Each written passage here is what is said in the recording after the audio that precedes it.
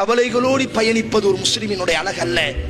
சோதனைகள் வரும் பொழுது அந்த சோதனைகளை பொருந்திக் கொண்டு, இதுதான் யதார்த்தம், நான் கவலைப்படுவதினால், நான் கண்ணீர் வடிப்பதினால், நான் கவலைப்பட்டு பட்டு வீட்டிலே சோகமாக அமர்ந்திருப்பதினால் என் சுற்றி இருப்பவர்களும் கவலை அடைவார்கள், என்னை நம்பியவர்களும் கவலை அடைவார்கள். இதனுடைய பின்னணி என்ன? இப்ராஹிம் பின் அதுகம் ஒரு பெரிய ஒரு அறிஞர் நடந்து செல்கிறார். ஒரு வாலிபன் கவலைப்படுகிறான்.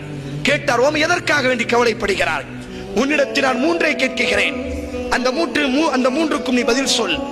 ஒன்று, அல்லாஹ் உனக்கு ஒரு சோதனையை தந்திருக்கிறான், அதனால் நீ கவலைப்படுகிறாய். நீ கவலைப்படுவதினால் அல்லாஹ்வுடைய சோதனையை விட்டு நீ தப்பித்து விட முடியுமா? அவன் சொன்னான், இல்லை. நீ கவலைப்படுவதினால் அந்த சோதனை உன்னை தீண்டாமல் இருந்து விடுமா? இல்லை.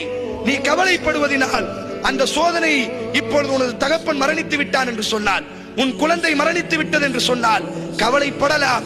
இல்லா பிஸலாஸத்தி அய்யாம், 3 நாட்கள் மட்டும்தான். அந்த 3 நாட்களுக்கு பிறகும் நீ கதறுகிறாய், கவலைப்படுகிறாய் என்று சொன்னால் இழந்தவர்கள் உனக்கு கிடைத்து விட போகிறார்களா?